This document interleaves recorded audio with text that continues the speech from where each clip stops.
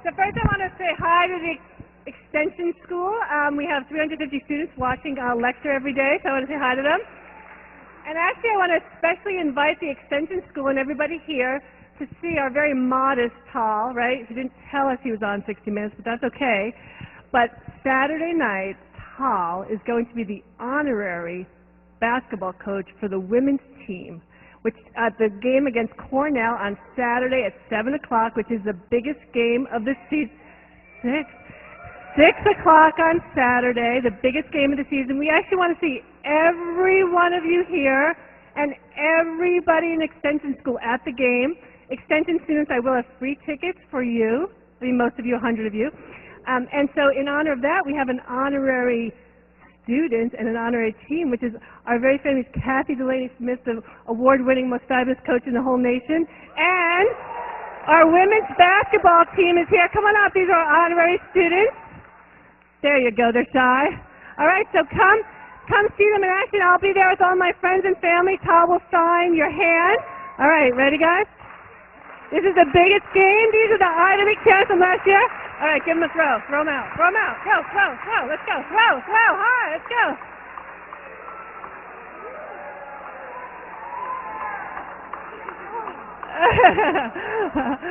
All right, thank you. Thanks. I'll see you all on Saturday. Good luck. Thanks. Okay. I didn't plan this, but all right. All right. Do I have anything else? No. Okay.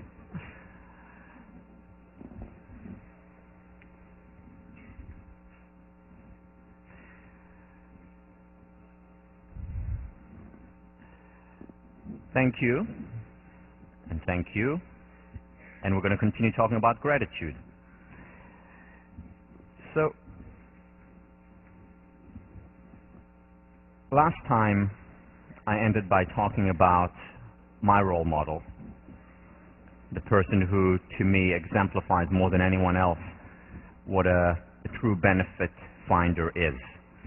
And when I told about my grandmother, I told you how she wasn't ignoring what wasn't working. She wasn't ignoring the evil, the bad, the negative in her life.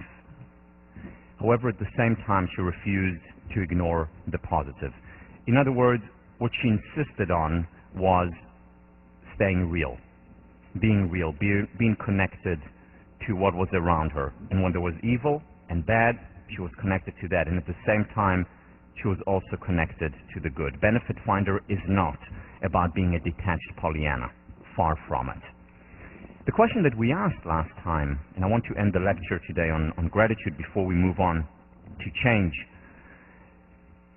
was one, why are not more people benefit finders? Why are more people not optimistic? I mean, you saw the research. People live longer, they're happier, healthier, more successful. Why isn't everyone a benefit finder? Why aren't we all optimists if it pays in both the ultimate currency, the currency of happiness, as well as in hard currency, success currency? Why are not more people benefit finders? And the answer to that was, to a great extent, because of the media. What we have in the media is magnifying, zooming in, magnifying the negative, maximizing it, having it take the entire screen, the entire page, while minimizing the positives. And in many ways, the media makes fault finders out of us. And we need to counter that. How do we counter that? On the macro level, by having good news channels, for example. On the macro level, by having more inspiring art. You know, art throughout history has changed the world. Whether it was during the Dark Ages and the transition to the Renaissance, whether it was during the 18th and 19th century with the Romantic artists and paving the road to freedom, whether it was in mid or 1930s and 40s with the Renaissance, in many ways, of Hollywood, bringing more hope to people. So art plays a very important role. and hopefully we'll continue to do so. So then we talked about the global level, the macro level. On the micro level, we talked about not waiting for bad things to happen, for a tragedy, for something external to happen, for us to be grateful. Because when we're grateful, by definition, we don't take something for granted. And then we shared, and you're also reading the research on gratitude. The key when doing it, when doing this exercise, and as I said, I do it every single day. I've done it since the 19th of September 1999. Every single day, religiously. The key to doing it and not taking this exercise for granted is by maintaining freshness through. If you want, doing it once a week. It's better to do it once a week mindfully than doing it every day and just take it for granted. Okay, check, did that.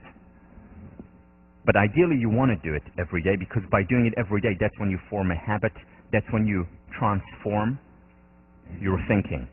And if you do it every day, the key is to vary, to think about different aspects every day, to think about different aspects of your family, if you write family every day, to write about work one week, to write about home the next week, maintaining mindfulness, focusing on different things that you didn't notice before, creating novel distinctions, as Ellen Langer would say, and visualize. So when you're thinking about your girlfriend or boyfriend and writing your gratitude, visualize them. When you're thinking about the meal that you just had in your dining hall, which was delicious, think about it, visualize, make it as real as possible.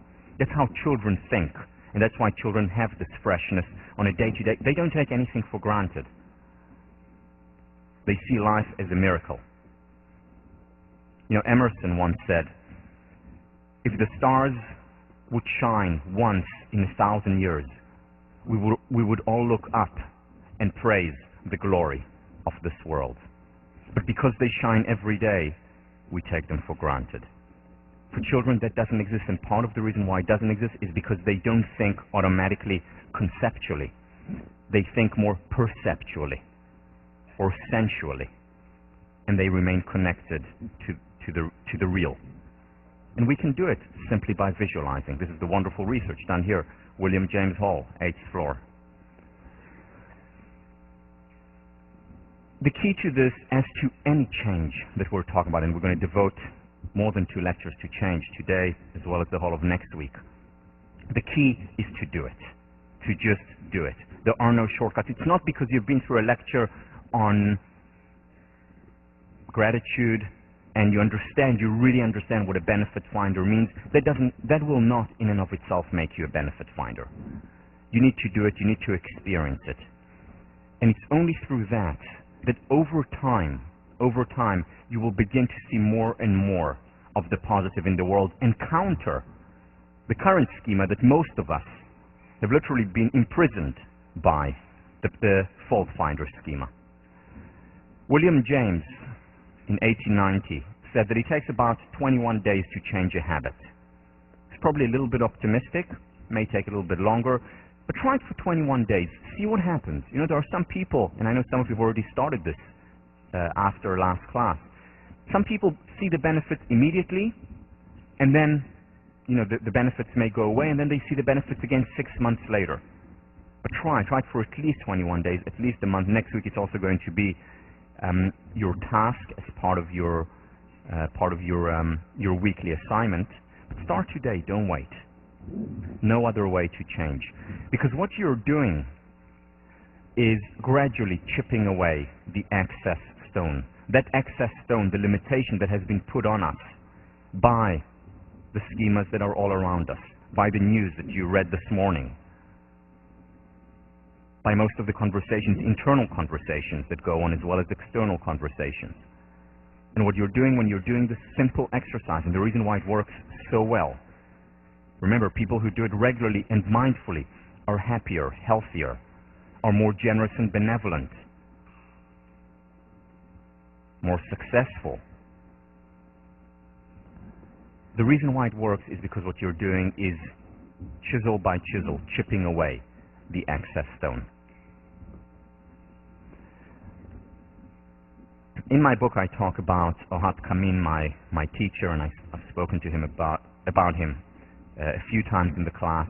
He told me a story once when he was not much older than most of you. He was in his mid-20s, left Israel to, was living in Europe for a few years, ended up in Holland.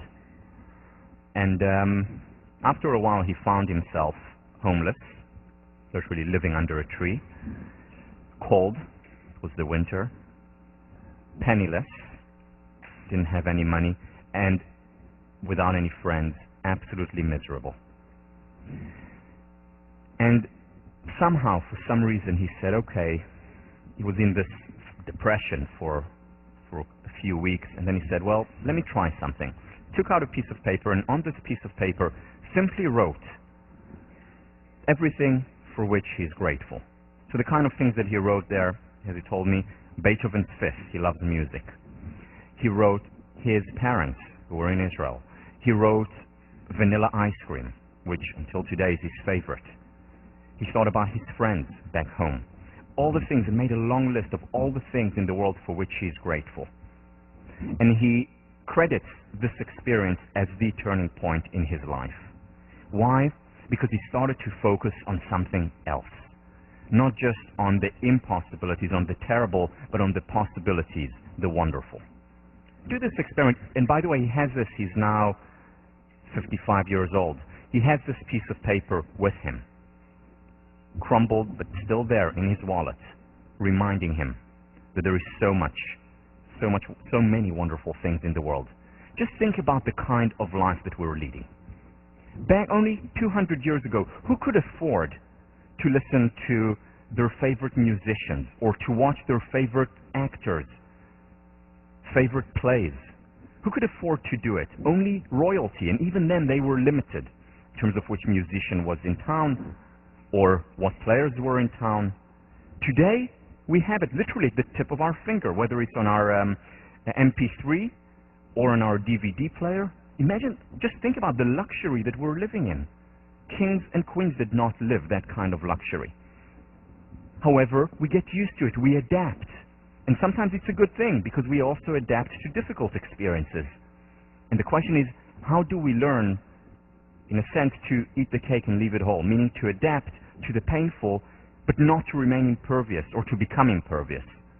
To become indifferent to the privilege that we have. How do we maintain the gratefulness? And it's by being mindful, by thinking about those wonderful things that we have. Whether it's in a friend, whether it's in a movie we watch, whether it's in the lunch that we're going to have served to us in our house later. The gratitude exercise, one of the reasons why it's so powerful, because what we're doing is we're co-creating our reality. Most of the questions that we ask or are asked of us is, what's wrong? What needs to be improved? What are my weakness areas? Important questions, not enough. If these are the only questions that we ask, as far as we're concerned, the good does not exist. And when we ask, what am I grateful for? Even if it's just once a day, that in and of itself creates, bless you, that in and of itself creates a new reality. And we begin to see things that we haven't before. So when I do this exercise, and have been doing it for a long time, I notice things today that I wouldn't have noticed had I not been doing this. And I would say, oh, this is something I'm going to write tonight. It's so beautiful. You know, when I go for a drive and see suddenly a nice mountain in the Hampshires, oh, I'm going to write this down later. And I wouldn't have noticed this. And as far as I was concerned, these things did not exist, just like the children on the bus did not exist, when you were not asking also the right question.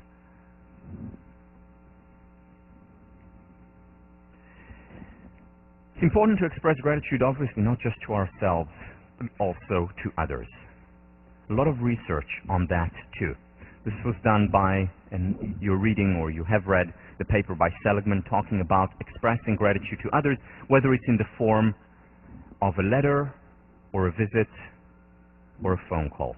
And the key with expressing gratitude, this is not just a thank you note. Dear Mom, thank you for being so great. Love me.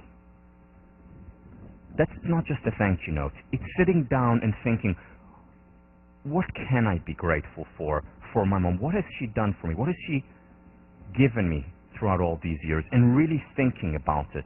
Or it's really thinking and saying, what did this teacher from 3rd grade do for me? Not just talking to my friends, but I had a wonderful English teacher in 3rd grade, but sitting down and thinking, what am I grateful for? What did she or he do for me that has contributed so much to my life, to who I am today?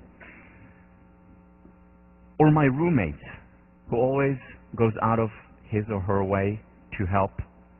I'm really grateful. And to think about it, not just to, at the end of the year or over the summer, oh, you're great, you're terrific. Really think about what these people, the important people in your life, are doing for you and express it. Don't take that for granted. Don't take for granted the fact that they know how grateful you are. Yeah, of course mom knows, of course dad knows that I'm grateful and that they're terrific. Don't take it for granted. Express it. Again, either in a letter or by phone or in person. One of the most effective interventions out there today is expressing gratitude to others, especially this one. Writing a letter of gratitude and then visiting the person to whom you are writing and reading them the letter. Cheesy, I agree. A little bit embarrassing sometimes. You cannot imagine the kind of results that people get when doing just this gratitude visit. But even if you don't visit and you do feel self-conscious doing it, I do recommend doing it, but if you feel self-conscious, send a letter. Make that phone call, and before it, just think for a few minutes, what am I going to say? What am I really grateful for? Again, whether it's to your parents, whether it's to your friends, whether it's to your 1st grade teacher, just do it. Whether it's to your coach. The largest peak, boost, spike in well-being when we express gratitude to others. Quite remarkable if you think about it. And if you think about it further, it is a win-win, because obviously you get the benefit. This is what the research shows. We feel good when we express it, and the other person feels good too. They benefit a great deal, so you're creating a win-win, an upward spiral, because that person is then more likely to express gratitude to others. The best way to lead is by example. Be the change you want to see in the world, as Gandhi said. So you want people to be more grateful? Express gratitude to yourself. They're more likely to then take it on and express gratitude to others. So not only are you starting an upward spiral between you and that person, but also potentially between that person as well as others. Paying it forward, paying it forward. The downside of this intervention is that while it leads to a spike in well-being, that spike usually goes away after about a month. It varies. It can go away after a week or after 3 months. But the average, it goes away after about a month, the spike to our well-being. So the key, if you want to maintain this spike, is to do it regularly. Either once a week, once every 2 weeks, once a month, do it. You can do, 1 week a gratitude phone call and make it a ritual. The next week, gratitude letter. The week after that, a gratitude visit. Or something like that. Again, variety. Variety really helps here. But do it regularly as a ritual. And when we talk about change next week, we'll talk about the importance of rituals. Because in many ways, that's the only change for real, lasting change. Here's one of the surprising findings that Sonia Lyubomirsky found. What she found that if we write that letter, we get a spike in our well-being even if we don't send it. Obviously, if we send it and we get feedback, the spike is even higher. But just the act of writing it, of being grateful, of being open, that in and of itself contributes to well-being. Next week, your response paper is going to be a letter of gratitude, which we will highly recommend you visit the person and read it to them, or at the very least send it if you're not close to them now physically. But even if you just write it and don't feel comfortable sending it, that in and of itself contributes to our well-being. I want to go a little bit more in depth into how we express gratitude and in general how we deal with painful and positive emotions. Once again, Sonia Lyubomirsky did research where she invited participants to talk about or to share the worst experiences of their lives and the best experiences of their lives. And what she did was divide them actually into 4 groups. One group, write about it. Write about the ABC, the affect, the emotion, the behavior, what you did then, and the cognition, what you thought then. 3 times on 3 consecutive days for 15 minutes. First group just wrote about it. The second group talked about it to a tape recorder. About the same best experience, and another group worst experience. Third group, just think about it, ruminate for 15 minutes also on 3 consecutive days. What she looked at was physical and mental health. She looked at how healthy they were. She looked at their physical, how they perceived themselves as healthy or not, how many symptoms they actually had, and then she looked at their mood, how happy they were before the experiment and 4 weeks later. After that, 3 days, 15 minutes each day intervention. There was also a 4th group, which was a control group.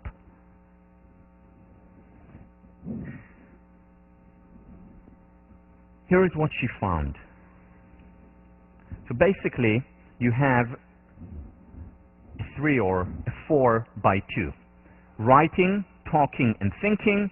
Study 1 worst experiences, study 2 best experiences. Those who wrote, let me just explicate this, those who wrote about their worst experiences actually felt better and were physically healthier compared to the control group 4 weeks later. Those who talked about it to a tape recorder, remember about what they felt, about what they've been through, about what they thought at the time, what they're thinking now, 15 minutes, 3 days, actually felt better after talking about it. Those who thought about it, who ruminated about it, without talking, without writing about it, actually felt worse and were physically less healthy a month later. The second study, where they wrote about their happiest experience, we see the opposite trend. In other words, those who wrote about it, on what they experienced, how they experienced it, what they learned from it on 3 days for 15 minutes each time, actually felt worse physically as well as mentally after a month. Those who talked about it, also about the ABC, the affect, the behavior, and the cognition, also felt better and were less healthy a month later. Whereas those who just thought about it, ruminated about their positive experiences, imagined it on 3 consecutive days, 15 minutes each day, actually felt better and were healthier a month later, 4 weeks later. So she ran a third study to understand. This was a surprising result. It's not what she expected. So she ran a third study to understand the mechanism, what is going on here. Why is it that when we write and talk about negative experiences, it makes us feel better and healthier, strengthens our immune system, whereas when we just think about it, ruminate it, what's going on here? Whereas the exact opposite is the case with positive emotions. And what she found was that there was a distinction between analyzing and replaying. When we analyze an experience, when we make sense of it, it helps. It actually helps painful experiences and negative experiences, which is why therapy helps. And what helps in therapy more than anything is less the technique, less the years of study that the therapist had, less the experience that the therapist has. These things matter, but not that much. What matters most is, are they empathic? In other words, are they good listeners? So when we feel like we can talk and analyze about painful emotions, we feel better. We're physically healthier. When we simply sit down and ruminate about painful emotions, without making sense of it, we get very often into a downward spiral. We narrow and constrict. We feel more sad. We narrow and constrict even more. Remember the Barbara Fredrickson studies? And so on and so on. In contrast, we're not sure why, when we analyze a positive experience, really analyze it and try to understand why it happened and so on, and we do it 3 consecutive days, it actually doesn't help. We don't understand why, but maybe it's because it takes out the fun, the spontaneity from the experience. However, when we just ruminate about the positive experience, just think about it, then it contributes to our well-being. The gratitude exercise is about replaying the experience. It's exactly that. In other words, it's thinking about our happiest experiences of the day, which leads ultimately to positive outcome. So what is this saying about the permission to be human? How is it different? Because the permission to be human is also very much related to being happier and healthier in the long term. Well, here is the difference. With the permission to be human, we give ourselves the permission to experience the emotions. For as long as necessary, if we just lost someone, it will be much longer than if we just didn't perform so well on a test. But we give ourselves the permission to experience the experience. And then we ask ourselves, so what would be the most effective way to act now? And one of the most effective ways to act would be to share that experience. One of the most effective acts would be to just write in our journal. That is active acceptance. Not just ruminating and staying there with this painful emotion. Now, one of the things that I thought about it also in the context of my grandmother's experience is, why is it that, and we'll talk about PTSD in a few minutes, why is it that so many people in the United States coming back from Vietnam, 30% of Vietnam vets experienced post-traumatic stress disorder? It affected their entire lives. Whereas people who have been through the Holocaust know no less terrible experiences, very often much worse experiences. People who have been through the Holocaust, percentage-wise, there are far less people who have PTSD, post-traumatic stress disorder. Why this difference? I mean, I know in Israel, 50% of the older population, when I was born, 50% of the population were Holocaust survivors. I didn't see much post-traumatic stress disorder there. Whereas again, 30% of Vietnam vets have PTSD. The jury's still out to see how many of the second Iraq war will come back with PTSD. But the numbers are going to be staggering too. Why? What's the difference? And I think this explains the difference. You see, Vietnam was not a popular war. Many of the vets who came back to their homes, to their country, didn't talk about it openly. They kept it inside them. And what they did was they were right here. They were thinking about some of their worst experiences, replaying it in their minds over and over and over again. And the situation just got worse and worse and worse. In contrast, people coming from, again, no less terrible experiences in the Holocaust, they came back to their village, they came back to their country, they came to Israel, and what did they do there? They talked about it. They talked about their experiences, most of them, not all, most of them talked about their experiences with their friends, with their family, constantly talked about it. They were here. And over time, it helped them move on and continue. So the best advice from this study, and you know that. Again, we know, as I told you, I'm not going to teach you much new in this course. I just want to remind you how helpful it is to have a support group, how helpful it is to share with friends, with family, with a therapist, with a journal in writing. We'll talk about journaling next week. One of the most effective interventions, both for positive as well as negative experiences. Only we write in a different way. One we analyze, the other we simply replay.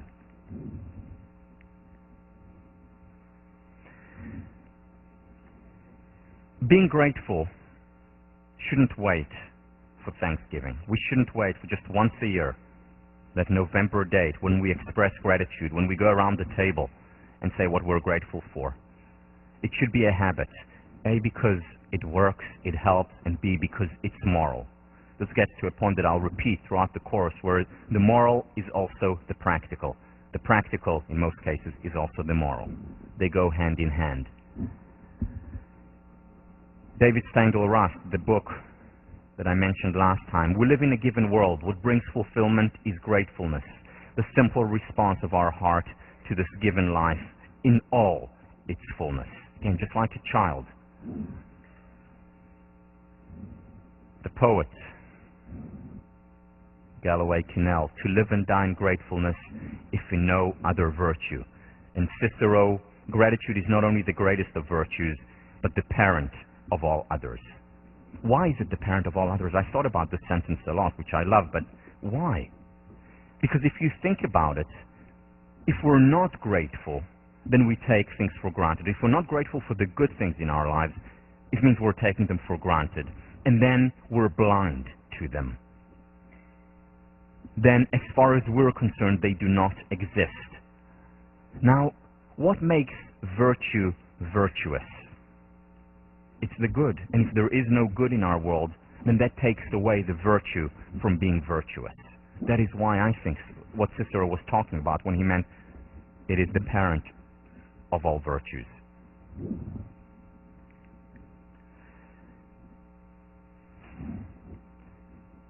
Another consummate benefit finder is a Radcliffe student, or was a Radcliffe student, Helen Keller. Helen Keller can quite literally open our eyes and get us to appreciate what is all around us. She tells a story in her wonderful autobiography about a friend who came to visit her once in Cambridge. There were many more woods at the time, and the friend walked around the woods, and when her friend came back, Helen Keller asked her, "So, what did you see? What did you note?" To which her friend responded, "Well, nothing in particular." And Helen Keller responds to that nothing in particular in her autobiography. Let me read. "I wondered how it was possible to walk for an hour through the woods and see nothing of note. I, who cannot see, find hundreds of things. The delicate symmetry of a leaf, the smooth skin of a silver birch, the rough shaggy bark of a pine. I, who am blind, can give one hint to those who see. Use your eyes as if tomorrow you will have been stricken blind. Hear the music of voices, the songs of a bird, the mighty strains of an orchestra, as if you would be stricken deaf tomorrow. Touch each object as if tomorrow your tactile sense would fail. Smell the perfume of flowers, taste with relish each morsel, as if tomorrow you could never taste or smell again. Make the most of every sense.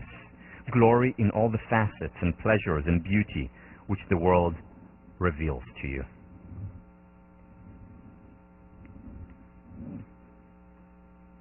Take a minute twice a day to focus on what is going on around you.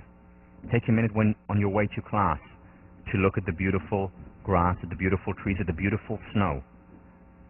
Take a minute in the evening to reflect and think about the day you had and to write down the things for which you're grateful. Today over lunch, just bite a little bit slower than you do normally and taste, experience the taste, because it is a privilege to have the food that we have. It is a privilege to have the friends that we have, the family that we have, and we shouldn't take that privilege for granted. Because what we don't appreciate, unfortunately, depreciates.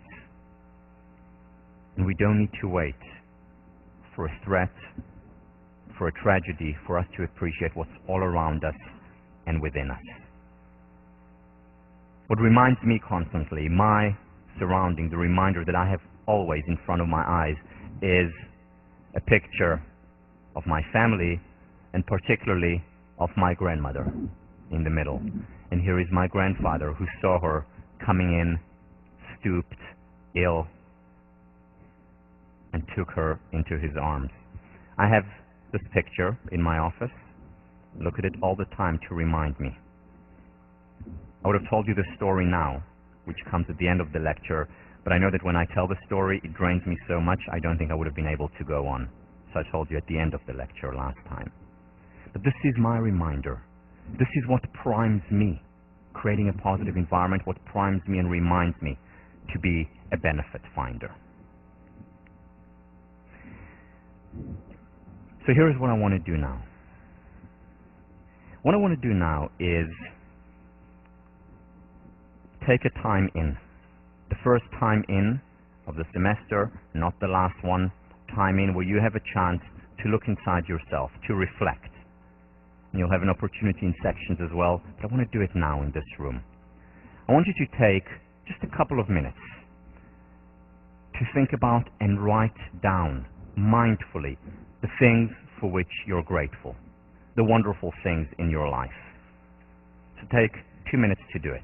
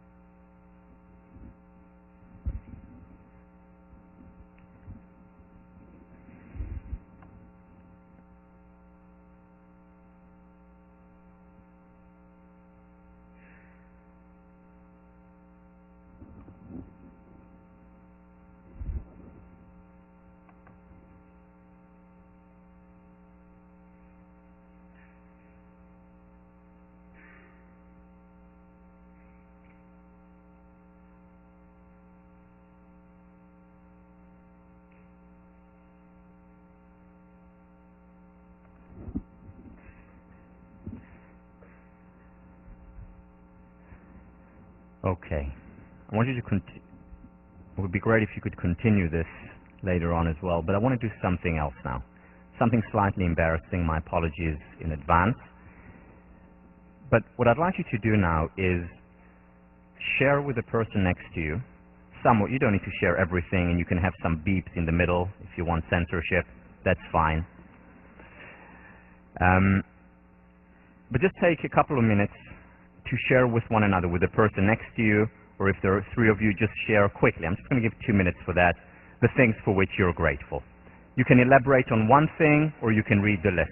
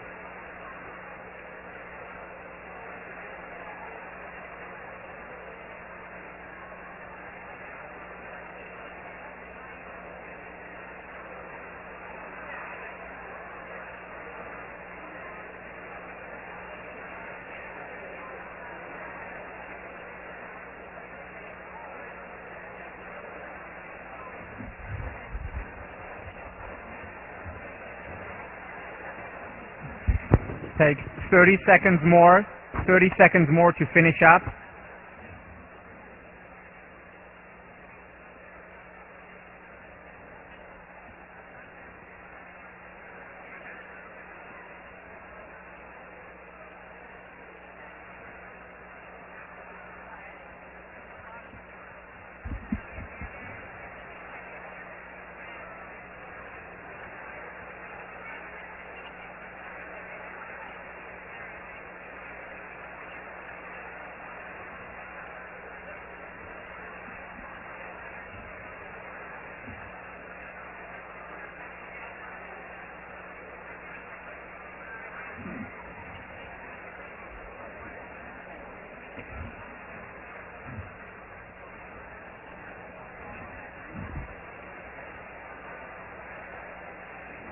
Okay.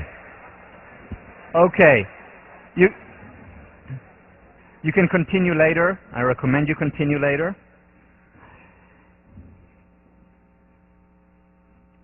Very simple intervention that goes a long way. If we just learn to focus on the positive, we co-create a more positive reality. What I want to do now, before moving on to the next lecture on change, I want to say a few words about the final project. Remember, the idea of the final project is basically a presentation, anywhere between 20 to 30 minutes, that you will create. This is both for the extension school as well as for the college students. 20 to 30 minute presentation that you will hand in as or about any topic within positive psychology. And by the way, that could also be positive psychological interventions for depression or anxiety. It could be about gratitude. It could be about the mind-body connection. It could be about spirituality and religion. It could be about self-esteem. What I would urge you to do is find the most personally meaningful topic that you want to research. Remember, what is most personal is also most general.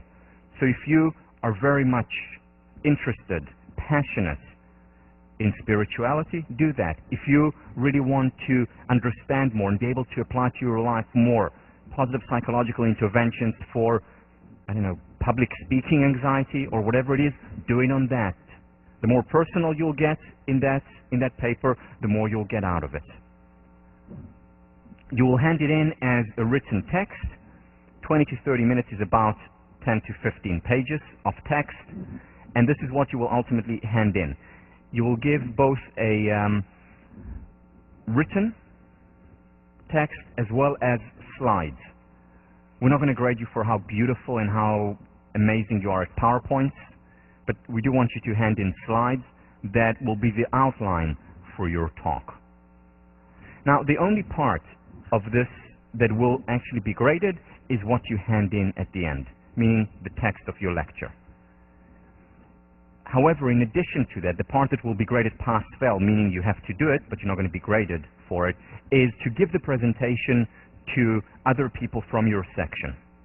Those of you in the extension school will give it to other people in your community. The idea here is paying it forward, getting an idea and doing it. You know, that's how I actually started my speaking career. I had a topic that I was personally interested, and I gave it to the squash team.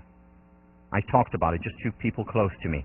And I had a topic, and that evolved over time. So what we want you, for those of you who haven't had experience, is to first of all synthesize material in a topic that you care about, that you think will make a difference in your life, and second, to be able to pay it forward.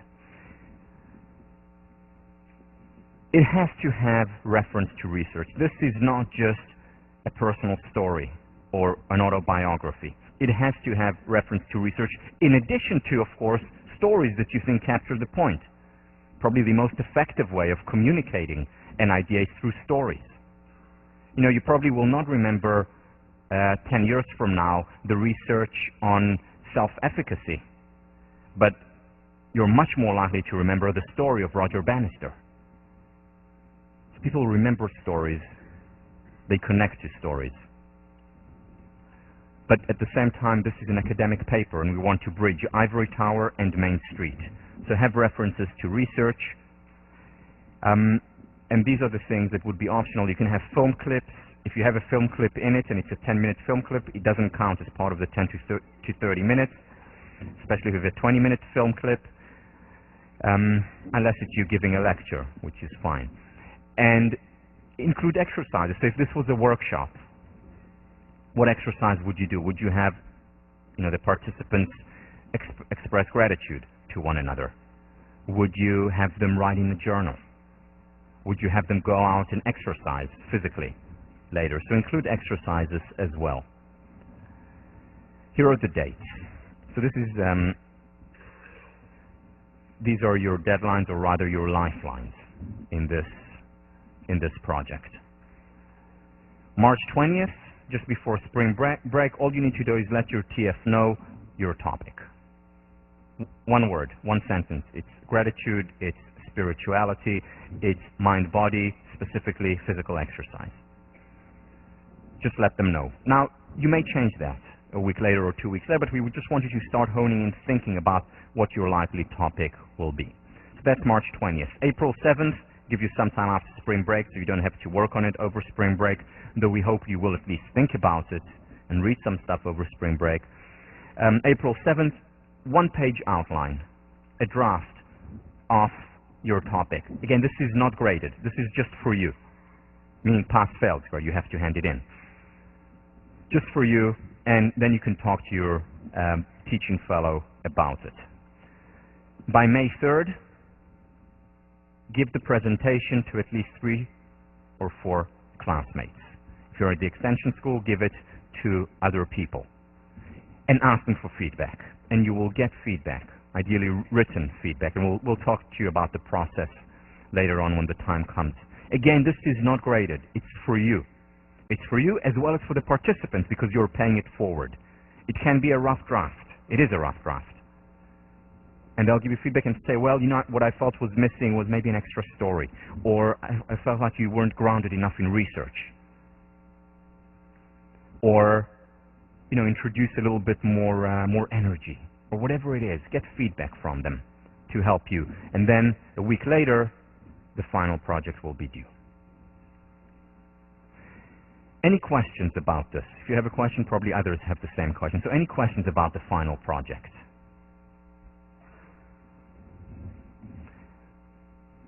Okay, think about if, yes, question.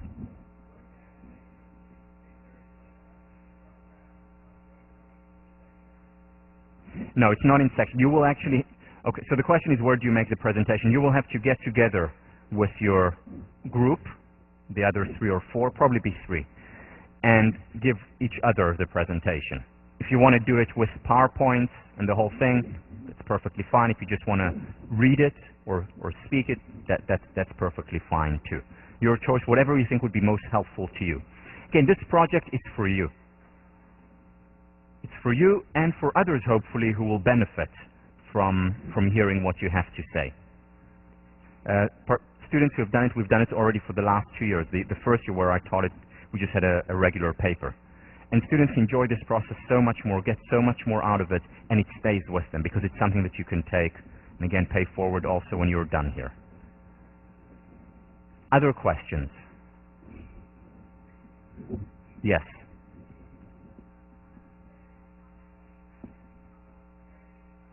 Yes. Good question. So are you supposed to narrow down a topic as opposed to being very general, like spirituality?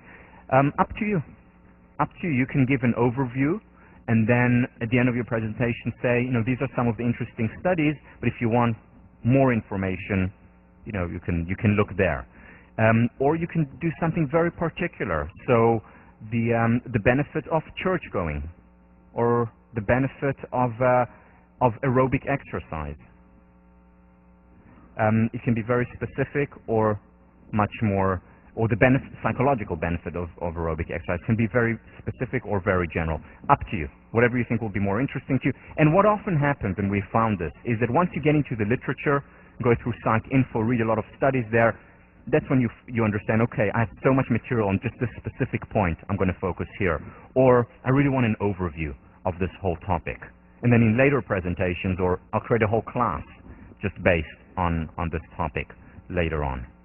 Or a website. There are actually many students who created websites based on their projects. There was another hand up there, or were you just saying hi? Hi. Yes, Deb. They can't hear you. They can't hear. For extension students who are all over the world,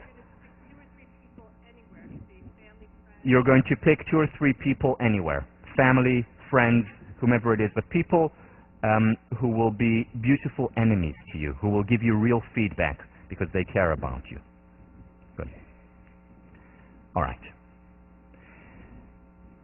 Well, all right, if you have further questions, ask your TF or ask me.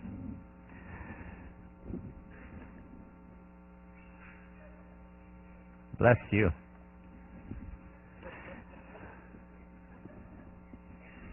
Change. In many ways, we've been talking about change the whole class. This class is about change. As I said on the first class, I wouldn't be teaching it if I didn't think people could change. And when I talk about change here, I'm talking about different levels. Whether it change in terms of introducing a habit. I want to start exercising 3 times a week. Why? Because as you'll see a few weeks from now, exercising 3 times a week has the same effect as some of our most powerful psychiatric drugs. Or let's say a habit you want to introduce is, I want to introduce more spirituality to my life.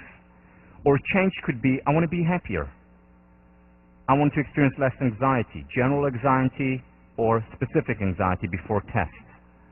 Whatever the change you want to introduce in your life, there are certain patterns, certain approaches that work, certain approaches that don't work. And what we're going to do in the next 2.5 classes is differentiate what works and what doesn't so that you can apply it to your life. So first of all, we've talked a lot about change. Let's recap some of the things that we discussed. First of all, on the second class we've already mentioned this, the change is hard. And there are a lot of studies to show how hard change is. The twin research, remember the conclusion, trying to change your happiness is as difficult and futile as trying to change your height. Now, even though they went back on their word and they said, well, it's not really impossible and futile, still, what they did show in their studies is that it is very hard. The twin studies, happiness is a stochastic phenomenon. Then, Daniel Gilbert's work on effective forecasting. Yeah, we experience an up after we get tenure or after we get into Harvard, and we experience a down when we're rejected by Reno or whatever it is. But then very quickly we go back up to our base level of well-being. And most of our life looks like this, around this straight base level. It's very difficult to get an upward trajectory. Possible through coping, for example, but it's difficult. The Cambridge Somerville study, a 5-year intervention that ultimately led to negative change, where there was more alcoholism among the people who did go through that intervention, with the bright and the best. Psychologists, psychiatrists, social workers, programs.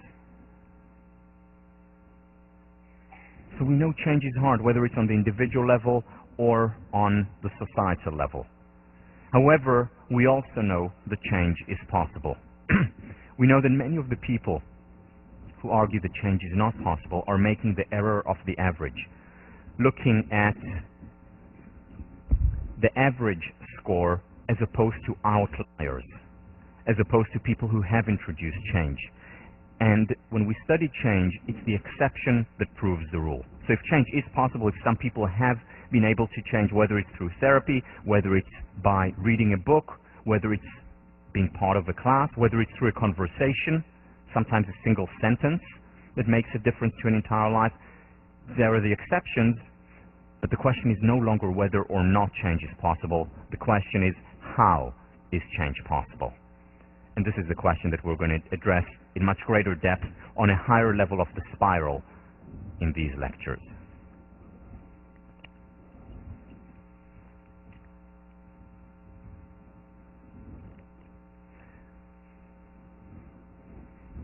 What does change look like? Let's go micro here. Let's go to the brain level. How does change actually look like? What happens in our brain when change occurs. Until 1998,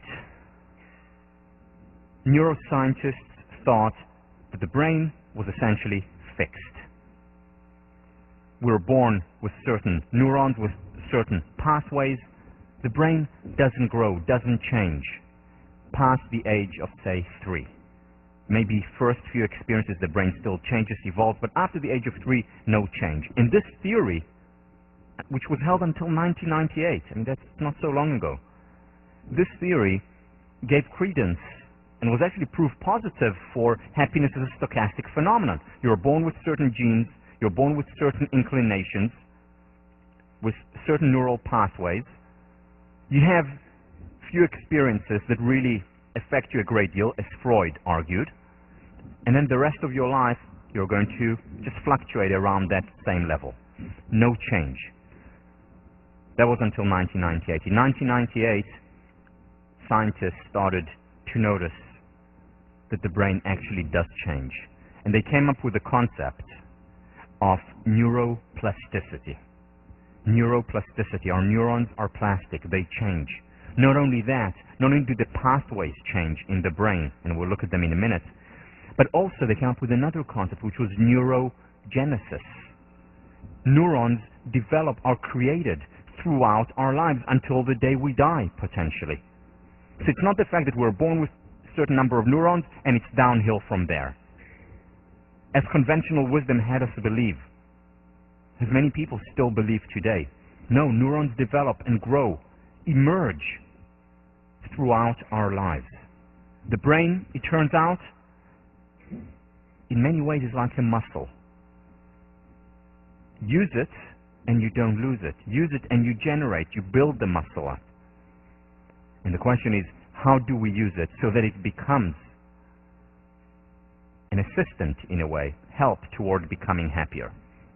So let's look at what the brain actually looks like. What it looks like is that there are millions of channels inside, neural pathways, connections between different neurons in the brain that look something like this. As you can see, some are very thin, are relatively new, some are much thicker, much more established.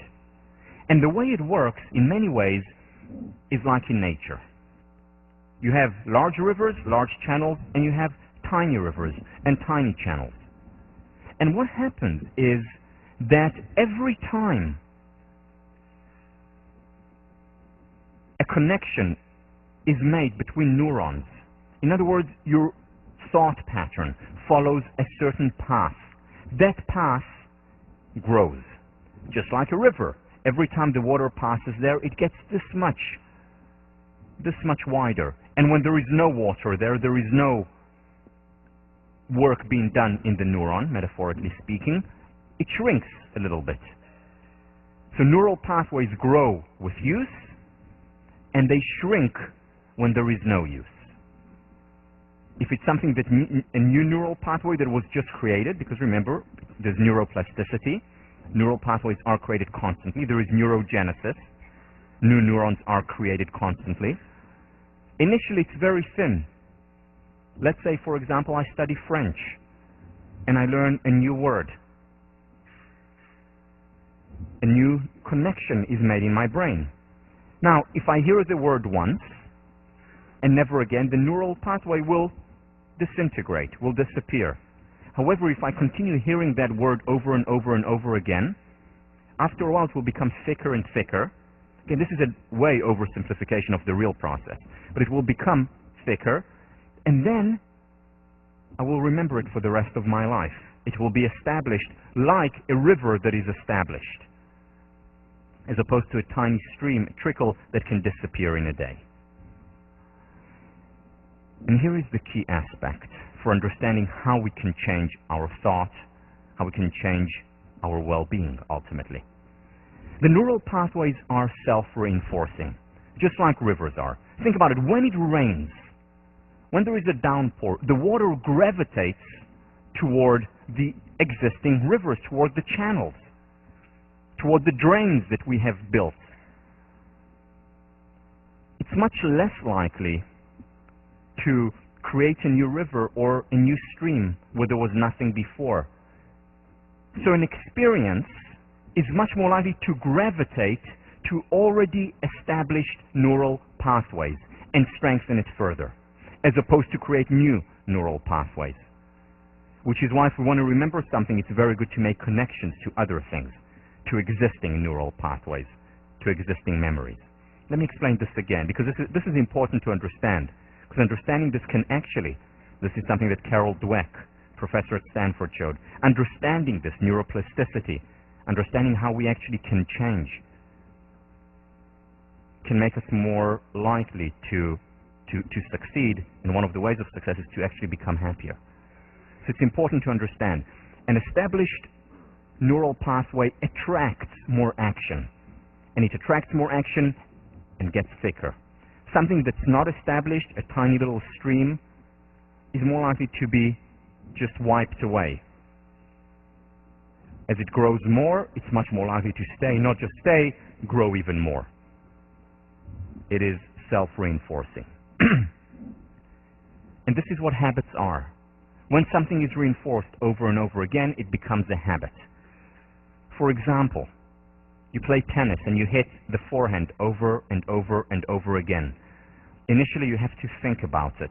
You have to concentrate. You have to, maybe cock your wrist a little bit, maybe understand exactly where you stop the racket. But after a while, after doing it hundreds or thousands of times, you don't need to think about it anymore. It's already grooved. And the word that they use is grooved specifically because you've essentially created a new channel. And whenever a ball comes toward you, automatically, you don't even need to think about it. It gravitates. Your mind gravitates toward that particular path or paths, many paths, that tell you, lift it up and hit. It's automatic. Same with music. And what they have shown is that people who practice music regularly or practice a sport regularly, their brain actually changes its shape.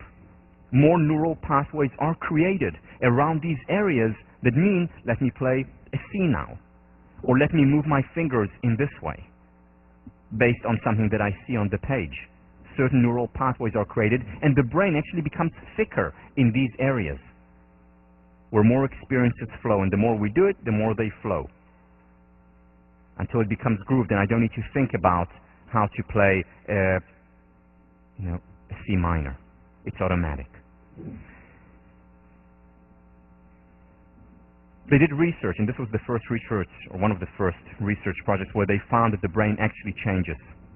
They took taxi drivers, or freshly minted taxi drivers from London, and what they had to do to get their certificates and their approval, they had to study the map of London.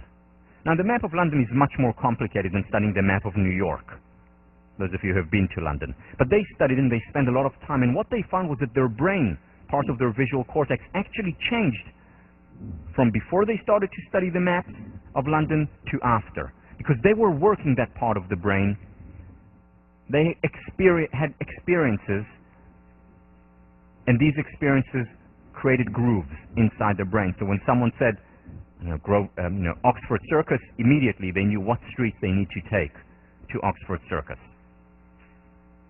Their brain actually became bigger. It changed. There is neuroplasticity. And that's wonderful news. It's really wonderful news because it means we have control and we can introduce change. Now, in our brain, there are both healthy and unhealthy pathways.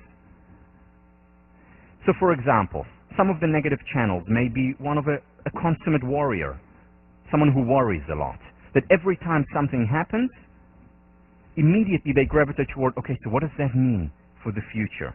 Or what does that mean now for my prospects? Or what does it mean for today? Constantly worrying about things, even good things very often. They immediately interpret it as something to be worried about. Or fault finding.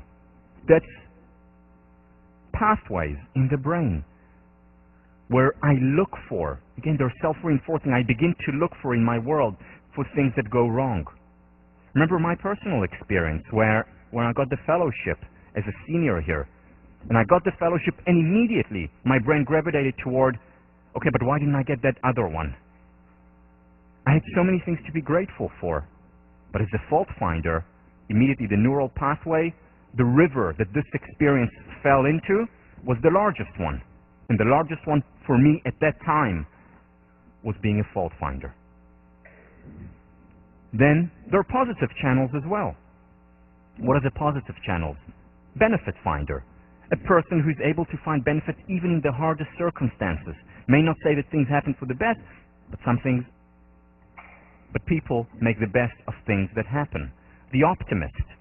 Again, much larger, much wider channels for optimism, and experiences gravitate toward there. Today we know much more how the brain works and where these channels exist. So let me give you an example of one of the things we know. One of the things that we know is that people who have more action on the left side of the prefrontal cortex compared to the right side of the prefrontal cortex are generally happier, more susceptible to positive emotions, more resilient in the face of painful emotions.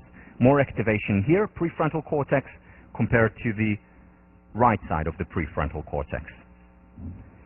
People who have more activation on the right side compared to the left side of their prefrontal cortex are generally more depressed. Now we know that today because we have fMRI, because we have EEG, we can see how much the brain works on each side.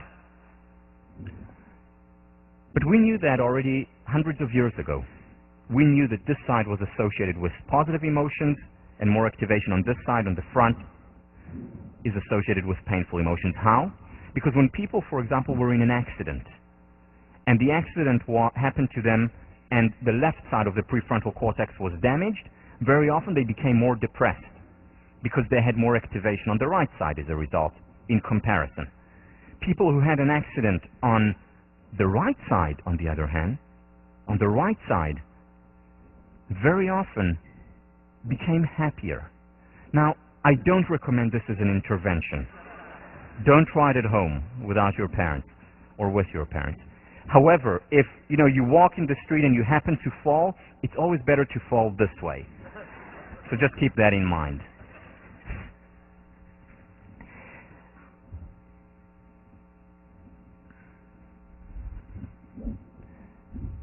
The important thing to keep in mind then is that very often the same trigger causes very different reactions.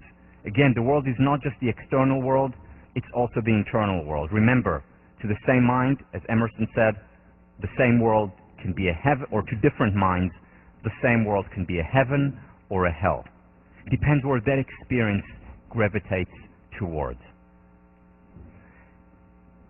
Over the years, I've become much more of a benefit finder through the exercise, through thinking about it, by writing, keeping a journal, by physically exercising. I've become much more of a benefit finder. I've done a lot of work in that. One of the great fortunes of my life is that I married a consummate benefit finder. Tommy, my wife, doesn't have to work that hard at it. So for example, we would come back from a party and there was someone at the party who couldn't stop talking. Have you encountered a person? Well, couldn't stop talking, and I'm just about to tell Tommy, this person just couldn't shut his or her mouth. And what would she say before I opened my mouth? She said, see how wonderful that person was, and he or she is so passionate about what they do. So for me it was talkative, for her it was passion. Again, automatic going there. There is a genetic set point, and we'll talk about the genes, that lead some people to be much more benefit finders than others. But at the same time, we can work on it. We can work on it pathway by pathway. And what we're doing there is quite literally transforming the brain.